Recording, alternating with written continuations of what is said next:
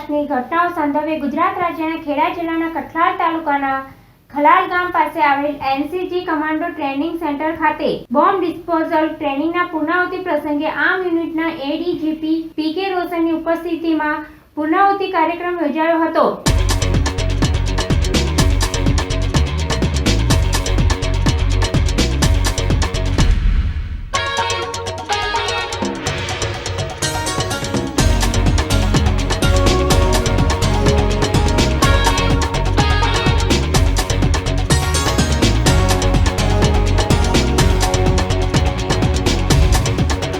केंद्र सरकारना home affair विभाग द्वारा 15 दिवस चालेली ट्रेनिंग दरमियान भारतना 5 राज्यों गुजरात, राजस्थान, एमपी, दीव दमण, दादरा नगर हवेली तथा गांधीनगर बीएसएफ ना 72 पोलीस जवानों ने बॉम्ब स्क्वॉडना तालीम पामेला एनएसजी कमांडो द्वारा तालीम आपवामां आवी हती। आ तालीम दरमियान कई रीते बॉम्ब ने डिस्पोजल करवो, બોમ્બની जानकारी कई रीते मेळववी, ब्लास्ट पछीनी तपास તેમજ બોમ્બની जानकारी મળે એટલે કે વિવિધ બોમ્બ ડિટેક્શન એન્ડ ડિસ્પોઝલ કરવો તેમજ તે વખતે શું કરવું તે થિયરિકલ અને પ્રેક્ટિકલ જ્ઞાન એનએસજી કમાન્ડો દ્વારા આપવામાં આવી હતી। તાલીમ બાદ શીખેલા 72 જવાનો અન્ય જવાનોને તાલીમ આપશે તેમજ જ્યાં પણ જરૂર પડે ત્યાં બોમ્બ નિષ્ક્રિય કરવા તૈયાર રહેશે। આ તાલીમ કેન્દ્ર સરકાર દ્વારા અને ગુજરાત રાજ્ય પોલીસના સહયોગથી આપવામાં આવી હતી। આ કાર્યક્રમમાં બોમ્બને નિષ્ક્રિય કરવા માટે આ સાધનોનું પ્રદર્શન પણ ગોઠવાયું હતું। પૂર્ણાહુતિ સમારંભમાં શ્રેષ્ઠ જવાનોને પ્રમાણપત્ર અપાયા હતા। આ પ્રસંગે મુખ્ય અતિથિ ડીજીપી પીકે રોશને જણાવ્યું હતું કે આ શીખેલા પોલીસ જવાનો બીજા જવાનોને ટ્રેનિંગ આપે તથા રાજ્યના તમામ જિલ્લામાં જિલ્લા કક્ષાએ બોમ્બ ડિસ્પોઝેબલ યુનિટ બનાવે। તે યુનિટના પોલીસ જવાનો શીખેલા હોય तो आम प्रजा ने तकलीफ न पड़े। आ प्रसंगे विशाल पाटीदार सहित पुलिस जवानों उपस्थित रहा था। अच्छा सर, यहाँ जो आप देख रहे हैं ये पिछले 2 सप्ताह से बम डिस्पोजल की ट्रेनिंग चल रही है जो कि एनएसजी कंडक्ट करा रही है।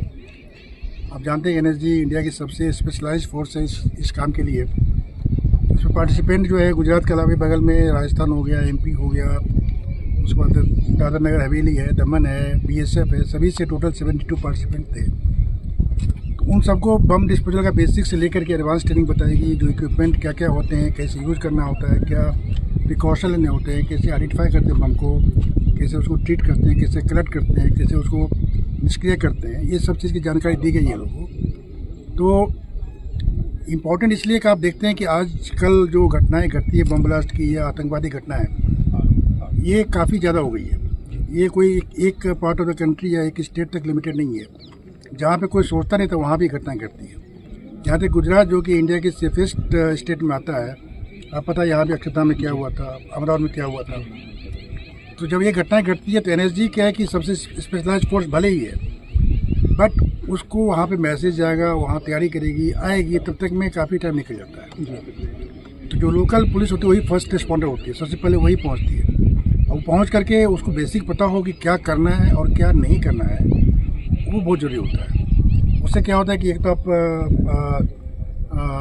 आदमी की का नुकसान जो होता है, जाने की जो डर होता है वो कम हो जाता है।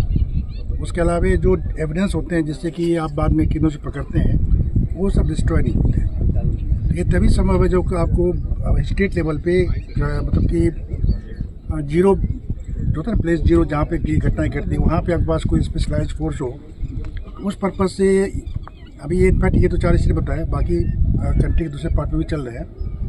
पर्पज़ ये है कि हर एक स्टेट के पास, यहाँ तक हर एक डिस्ट्रिक्ट के पास अपनी स्पेशलाइज्ड टीम हो, ताकि जब भी ऐसी कुछ घटना घटे तो वो वहाँ पे सबसे पहले पहुँच करके जो बेस्ट करना संभव वो करे, ताकि पब्लिक की कोई प्रॉपर्टी का कोई लॉस नहीं हो या फिर कोई एविडेंस डिस्ट्रॉय नहीं हो। जी सर, ये कितने दिन की ट्रेनिंग हुई और पूरे भारत से किस किस स्टेट से आए? ये ट्रेनिंग 2 सप्ताह की थी, लास्ट 1 जुलाई से शुरू हुआ था जी। इसमें बताया कि ये गुजरात के अलावा बगल में राजस्थान है, वहाँ से आई, एमपी से है, उसके बाद अपना जो 2 आइलैंड है यहाँ पे दादरा नगर हवेली, दीव जी, उसके और बीएसएफ अपनी यहाँ पे है जो फ्रंटियर है बीएसएफ की गांधीनगर में। तो ये 5-6 स्टेट से और बीएसएफ की टीम थी, ट्रेनिंग थी इसमें। टोटल 72 थे।